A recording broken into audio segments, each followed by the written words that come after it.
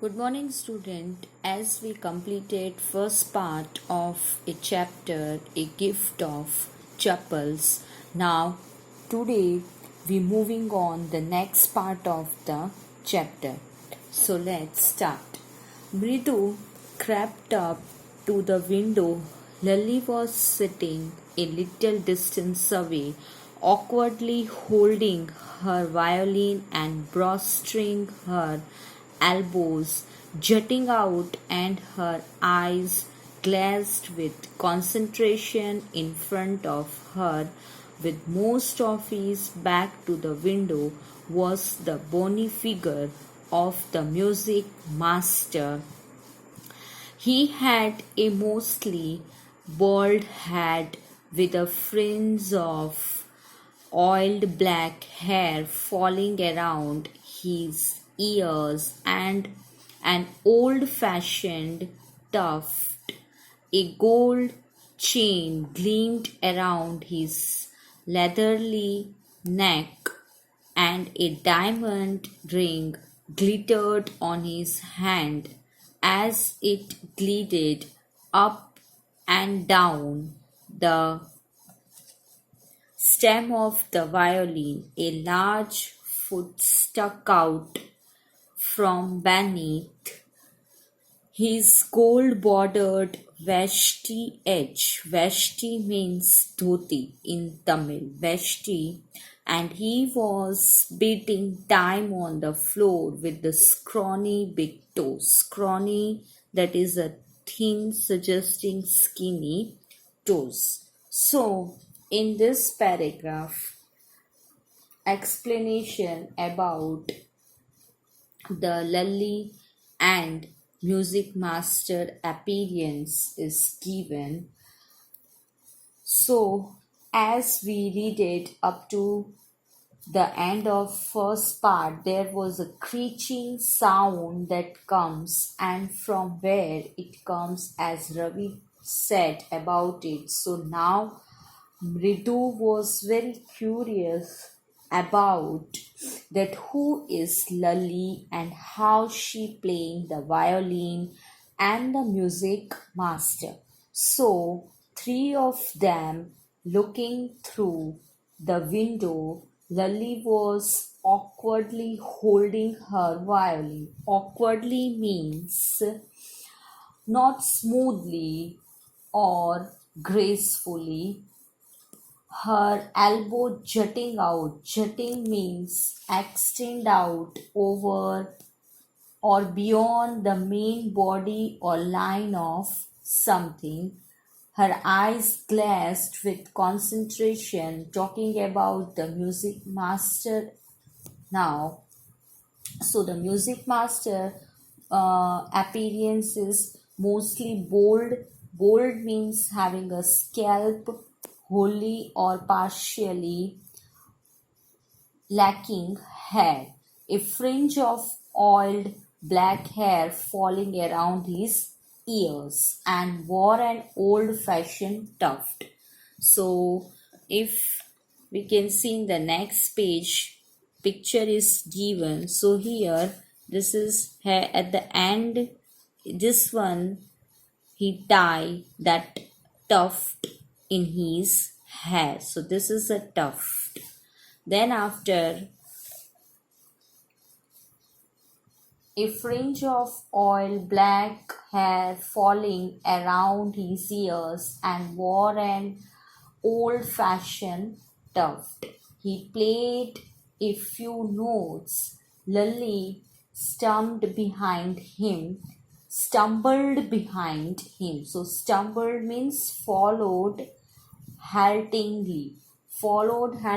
That is not following properly. So when Mridu, Ravi and Meena peep inside the window, and it's describing about the Lully and the music master appearance. So then after he played a few notes, Lully stumbled behind him on her violin, which looked quite helpless and unhappy in her hands.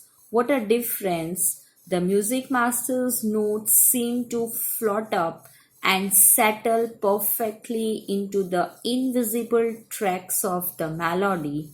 It was like the wheels of a train fitting smoothly into the rails and whizzing along as Ravi said. Mridu stared at that huge be-ringed hand. Here, be-ringed, that is, the music master is wearing a ring, hand moving effortlessly up the violin stem, making lovely music. Schwack, there was slowly derailing again. So now in this paragraph, the music master played few notes and Lully stumbled behind him on her violin, means Lully followed that notes in her violin, but it not looks happy, it looked quite helpless and unhappy in her hands. So music master played a notes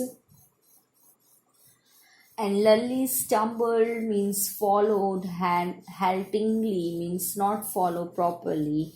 And the difference between both of the notes playing is that the music master's notes seem to float up and settle perfectly into the invisible tracks of the melody, means that what he playing music, it's fit like train's wheels fitting smoothly into the rails and whizzing along, as Ravi said.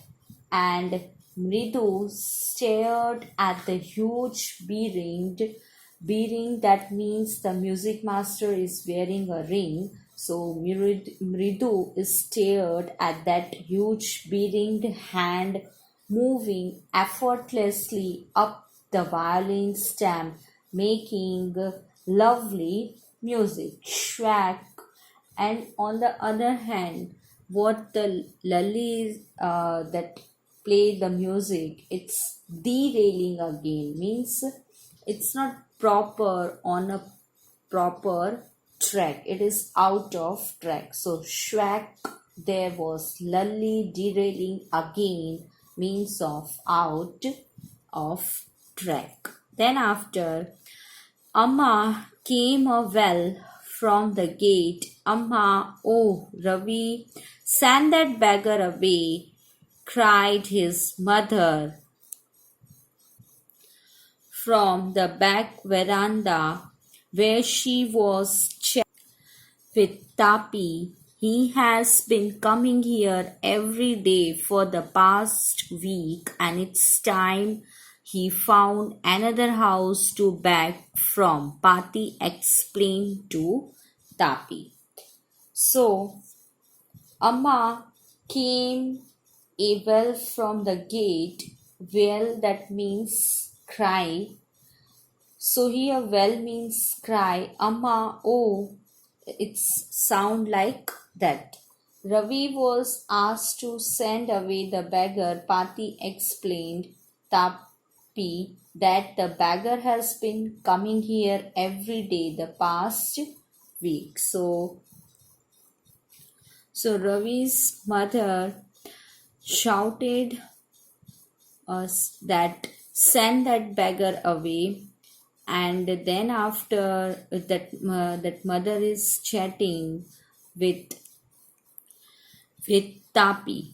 He has been coming here every day for the past 1 week. So from the past 1 week he has been coming here, and it's time he found another house to beg from, Pati explained to Tapi. Then after, Mridu and Meena followed Ravi out. The beggar was already in the garden, making himself quite at home. He had spread his upper cloth under the neem tree and was leaning against its trunk, apparently prepared to take a little snooze. While snooze means short sleep. He waited for the alarms to appear. Go away, said Ravi sternly. My party says it's time you found another house to beg from. The beggar opened his eyes very wide and gazed at each of the children one by one. The ladies of this house, he said at last in a voice choked with feeling, are very kind souls. I have kept my body and soul together on their generosity for a whole week. I cannot believe that they would turn me away. He raised his voice, Amma, Amma, oh, said he's well, might be, but it certainly wasn't feeble. It began in a deep, strong rumble somewhere in his withered belly and came booming out of his mouth with its few remaining teeth stained brown with bitter chewing. So Mridu Meena followed Ravi out. The beggar made him comfortable already in the garden. And Ravi asked the beggar to go away. My party says it's time you found another house to beg. The beggar opened his eyes very wide and gazed at each of them one by one. Then he said, the ladies of this house are very kind souls. So he said, I cannot believe that they would turn me away. He raised his voice again, Amma, Amma, oh, sad his voice, but it certainly was not feeble. So, feeble means lacking physical strength, especially as a result of age or illness. So, his voice is a sad voice, but it certainly was not feeble.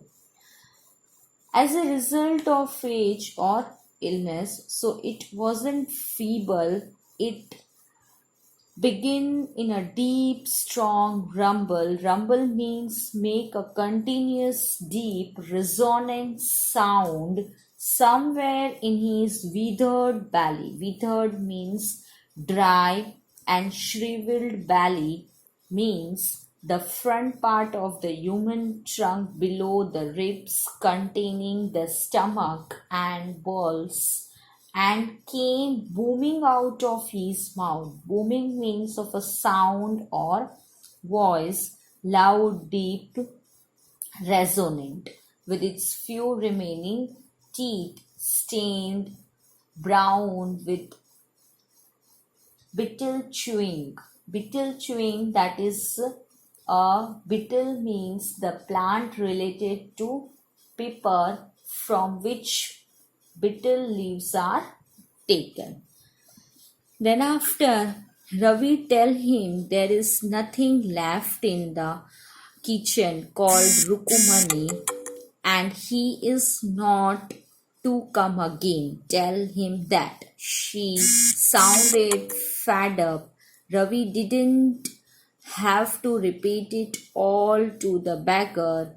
What his mother said had been easy for them all to hear. There under the neem tree, the beggar sat up and sighed.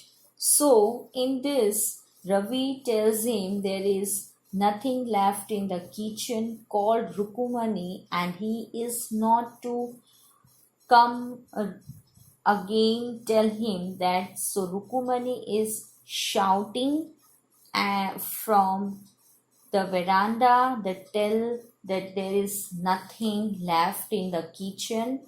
Tell to the beggar. So Ravi don't want to repeat that all lines again because it all to the beggar, because when what is his mother said had been easy for them all to hear there under the neem tree. The beggar sat up and sighed. Sat up means rise up to a sitting position, and sighed means emit a long, deep, audible breath expressing sadness, relief, tiredness, or similar. So, when the Ravi's mother shouting from the veranda and tell the beggar that go away from here, there is nothing left in the kitchen, so whatever he heard, and then after beggar that sat up and sighed. So then after, I will go, he said, verily, only let me have a rest here under this tree. The sun is so hot, the tar has melted on the road. My feet are already blistered. Blister means boils. He stretched out his feet to show large pink peeling blisters on the soles of his bare feet. So after hearing the voice, then after the beggar say, I will go. So he said, verily means with extreme tiredness that I will go. Only let me have a rest here under this tree, because of the sun is so hot, the tar has melted on the road. So here tar meaning a dark, thick, flammable liquid distilled from wood or coal, consisting of a mixture of hydrocarbons, resins, alcohols, and other compounds, and it is used in road making. My feet are blistered, it means it's boiled.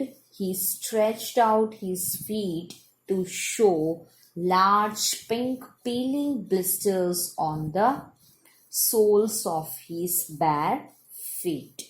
Then after, I suppose he doesn't have the money to buy chappals. Mridu whispered to Meena, Ravi, have you got an old pair in the house somewhere? I don't know, said Ravi. Mine are too small to fit his feet, or I would have given them to him. And his feet were larger than Mridu's and Meena's. The beggar was shaking out his upper cloth and tightening his dhoti. He raised his eyes and looked fearfully at the road gleaming in the afternoon heat. So, I suppose he doesn't have the money to buy chappals, Mridu said to Meena, Ravi, and Ravi. So, have you got an old pair in the house? So now they are arranging chappals for the beggar. So, have you got an old pair in the house somewhere? Ravi said, I don't know. And then the beggar was shaking out his upper cloth and tightening his dhoti. He raised his eyes and looked fearfully. So, fearfully means dreadfully or extremely at the road, gleaming in the afternoon heat. Gleaming means reflecting light, typically because very clean or polished. So, he gleaming in the afternoon heat. So, the student, I hope you are clear up to this much portion, whatever we just now completed. So, in this period, I stop here. Further portion of this chapter will be continued in the next video. So, just read out once again till then, take care of yourself. We will meet in the next video. Stay at your home, stay safe, and read out the chapter again. Thank you. Goodbye.